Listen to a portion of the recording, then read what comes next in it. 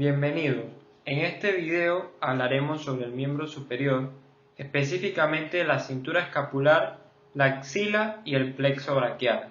Espero que sea de su agrado. Les habla Alex Utges, estudiante de medicina de la Universidad de Panamá y miembro del Club de Informática Médica y Telemedicina. La cintura escapular está compuesta principalmente de tres huesos: el tercio proximal del húmero, el omóplato o la escápula y la clavícula. En esta imagen podemos ver una vista anterior y posterior de la clavícula. La clavícula tiene una forma característica de S y además tiene dos extremos, uno plano acromial y otro external. En su vista posterior tiene cuatro accidentes importantes. Vamos a mencionarlos en orden. Primero tenemos la línea trapezoidea, luego el tubérculo conoideo, después el surco subclavio y por último la impresión del ligamento costoclavicular. Podemos ver una vista posterior y anterior de la escápula. Cuando tratamos de aprendernos la escápula es importante recordarnos el número 3. Tenemos tres bordes, un borde superior, un borde lateral y un borde medial. Tenemos tres ángulos, un ángulo superior, un ángulo acromial y un ángulo inferior. Además tenemos tres fosas, una fosa supraespinosa, una fosa infraespinosa y una fosa subescapular. Hay otros accidentes importantes en la escápula. Destacaremos el acromión, la apófisis coracoides, la escotadura de la escápula, el cuello, el tubérculo infraglenoideo y el tubérculo supraglenoideo. En una vista posterior podemos ver la espina de la escápula y el ángulo del acromión. El último hueso que compone la cintura escapular es el tercio proximal del húmero. En una vista anterior podemos ver la cabeza del húmero, el cuello anatómico del húmero, el tubérculo mayor y el tubérculo menor, el cuello quirúrgico del húmero, el surco intertubercular o corredera bicipital. Podemos ver la cresta del tubérculo mayor y la cresta del tubérculo menor. Además, un poco más abajo podemos ver la tuberosidad deltoidea. Si vamos a una vista posterior, lo único que no podemos ver desde la vista anterior es el surco del nervio radial. Dentro de la cintura escapular destacamos tres articulaciones: la esternoclavicular, que es encaje recíproco o silla de montar; la acromioclavicular, que es una artrodia o plana; la glenohumeral o escápula humeral, que es una articulación en artrodia. Antes de ver un video sobre los músculos de la cintura escapular, vamos a analizar un poco cómo se dividen los músculos de la cintura escapular. Estos principalmente se dividen en axioapendiculares y en escápulo-humerales. Los axioapendiculares son los que conectan el esqueleto axial con el esqueleto apendicular, y los escápulo-humerales son los que conectan la escápula con el húmero. Ahora veamos los axioapendiculares. Estos se dividen a su vez en posteriores o extrínsecos y anteriores. Los posteriores o extrínsecos se dividen en posteriores superficiales y posteriores profundos. A los escápulos humerales también se le llaman músculos intrínsecos.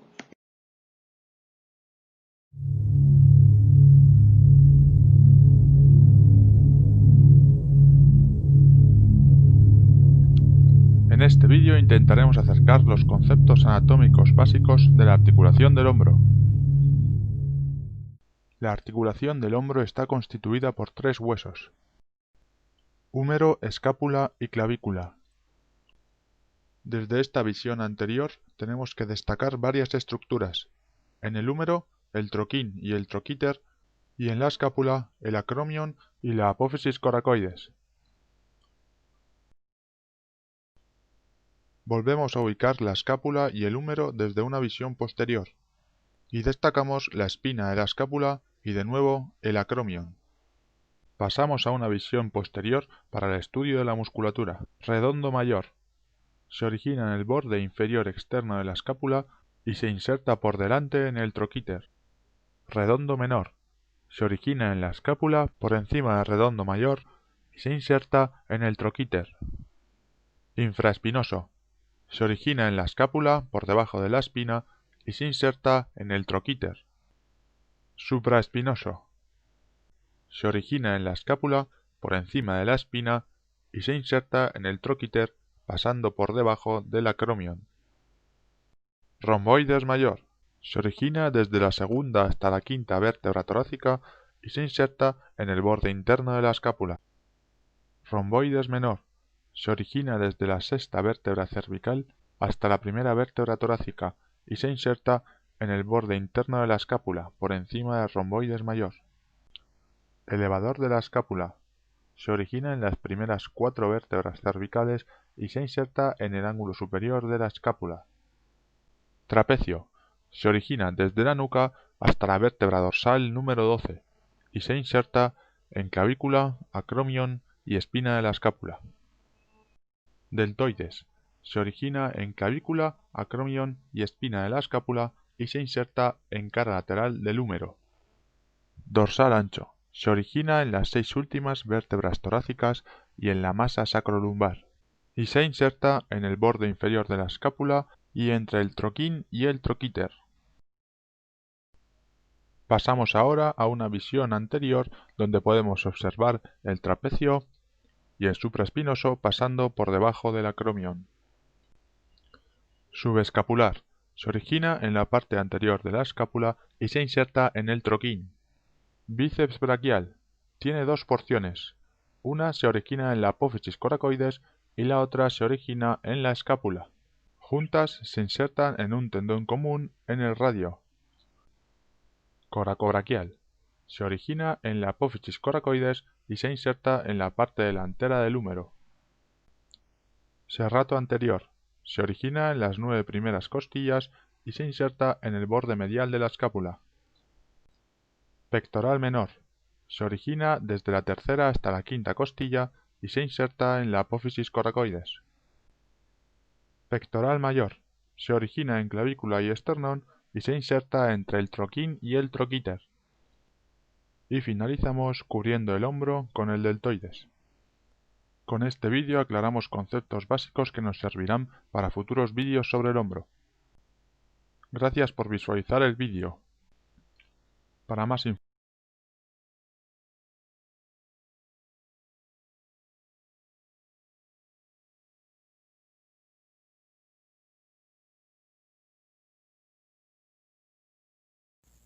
Región escapular. Esta región se encuentra en la parte superior y lateral del dorso. Para llevar a cabo la disección de la región escapular, tenemos que hacer previamente una incisión transversal a la altura del ángulo superior del omóplato, así como otra transversal paralela a esta a la altura del ángulo inferior del omóplato. Para unir las dos incisiones previas, tenemos que hacer una incisión longitudinal a un dedo del borde espinal del omóplato, para después poder retirar el colgajo lateralmente a la región escapular. Nótese que nuestro cadáver presenta una escara de presión que tuvo repercusiones en la aponeurosis que mencionaremos más adelante. Retiramos el tejido celular y la piel. Y aquí percibimos el daño que tuvo la escara de presión en el tejido fibroso de la aponeurosis. Retiramos la aponeurosis. Y comenzaremos después a describir las unidades en dirección cefalocaudal. Primeramente tenemos la espina del omóplato. Después tenemos a un lado el trapecio. Tenemos el músculo dorsal ancho, el músculo redondo mayor y el músculo deltoides. En un plano más profundo, rechazando el trapecio, encontramos el músculo supraespinoso. Después, rechazando el músculo deltoides, podemos apreciar mejor el músculo redondo menor, la porción larga del tríceps y el músculo infraespinoso. Procederemos ahora a hablar de los triángulos. Primeramente, el triángulo homotricipital se conforma por el músculo redondo mayor, el músculo redondo menor y la porción larga del tríceps. Dentro de este triángulo encontramos la arteria circunfleja escapular.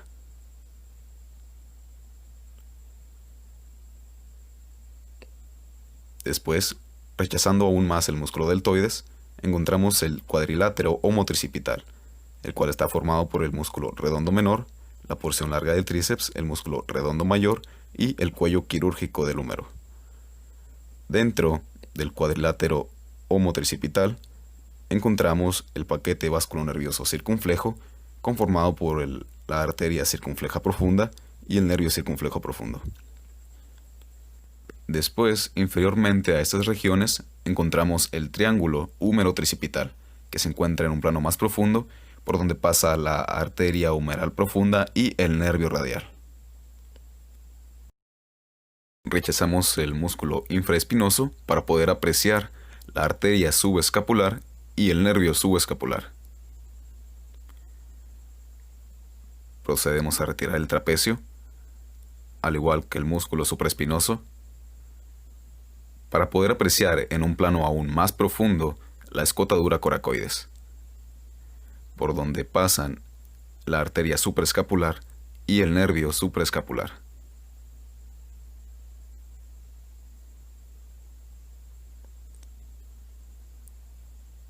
Retomamos a su posición original los músculos supraespinoso, trapecio y deltoides. Cerramos la aponeurosis superficial para concluir colocando el tejido celular y la piel en su posición previa.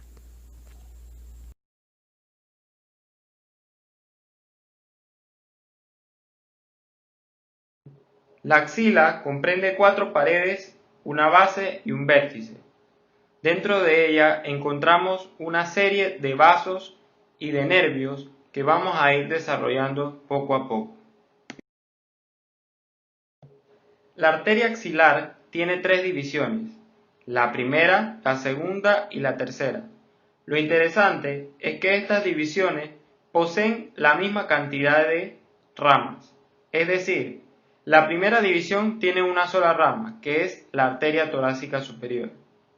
Luego, la segunda porción tiene 2 ramas, que son el tronco toracoacromial y la arteria torácica lateral. Y la tercera porción tiene 3 ramas, la arteria circunfleja humeral anterior, la arteria circunfleja humeral posterior y la arteria subescapular. Empezamos con el plexo braquial. El plexo braquial se compone de los ramos anteriores de C5 a T1, con contribuciones de C4 y de T2. Esos ramos anteriores pasan a llamarse raíces y son 5 las que empiezan el plexo braquial. Luego tenemos los troncos, o sea que uno puede hacer la analogía de que el inicio del plexo braquial es un árbol, porque tiene raíces y tronco, 3 troncos. Luego vienen las divisiones anteriores y posteriores, que también son 3 y 3. Luego siguen los fascículos y por último tenemos los ramos terminales.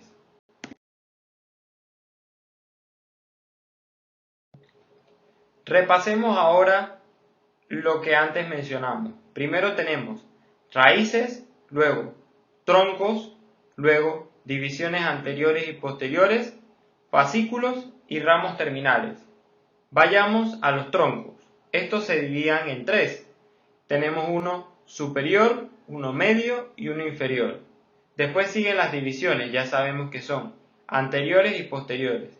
Después los fascículos se dividen entonces en uno lateral, uno medial y uno posterior. Los ramos terminales del plexo braquial se originan de los fascículos. Empezamos con el nervio musculocutáneo. Este se origina del fascículo lateral. Luego seguimos con el nervio mediano. Este se forma por la unión del fascículo lateral con el fascículo medial. Y por último tenemos el nervio cubital, que se forma por el fascículo medial. Del fascículo posterior sale el nervio radial y el nervio axilar.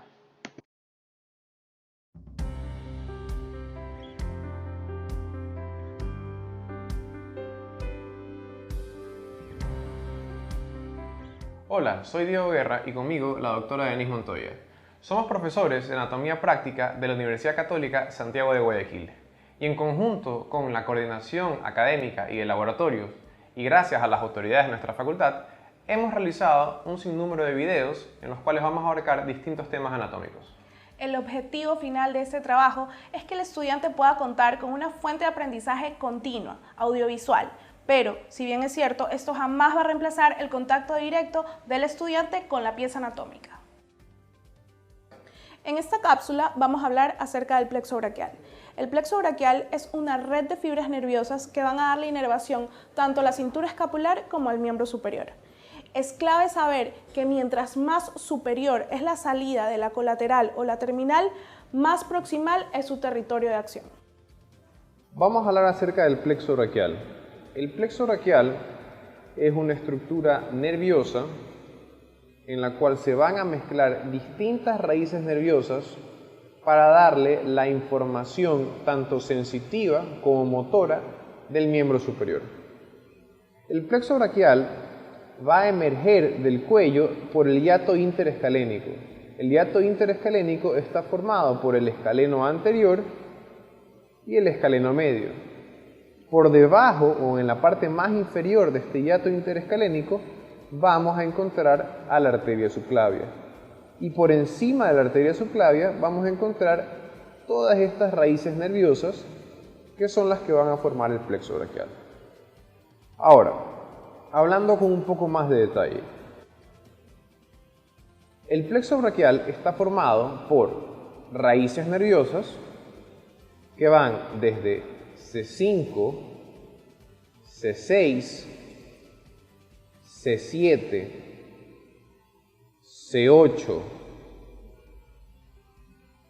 y T1. Una vez que estas han emergido del cuello, se van a fusionar en troncos primarios. El tronco primario superior está formado por las raíces de C5 y C6.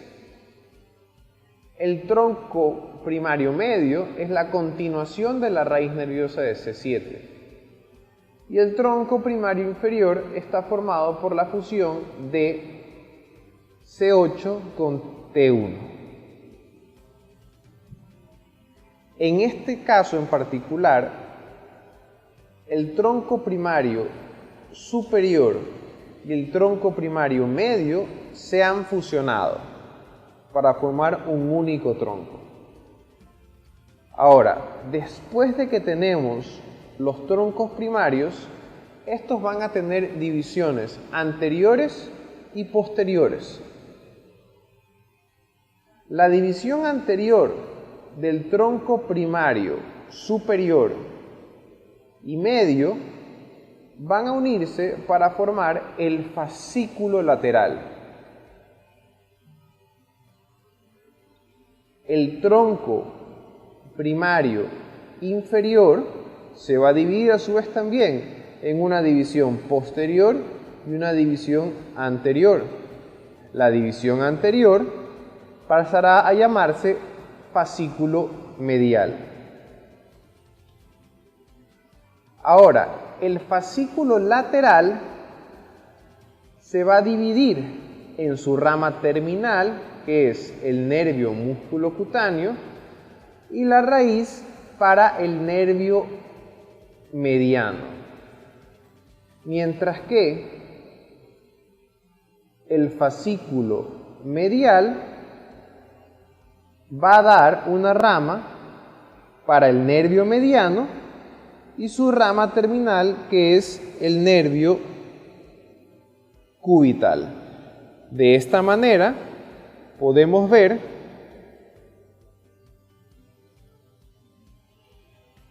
a las tres raíces o ramas terminales de la división anterior del plexo: el nervio musculocutáneo, el nervio mediano y el nervio cubital.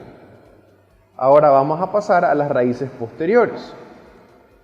Como mencionamos previamente, el tronco primario, superior y medio iban a dar divisiones posteriores.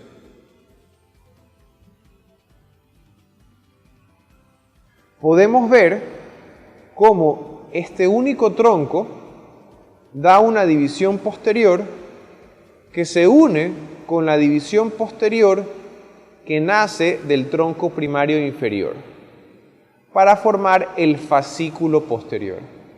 Fascículo posterior se refiere posterior a la arteria axilar. Ahora, de este fascículo posterior van a nacer el nervio axilar y el nervio radial. De esta manera podemos ver las ramas terminales de la región posterior del plexo braquial, axilar y radial.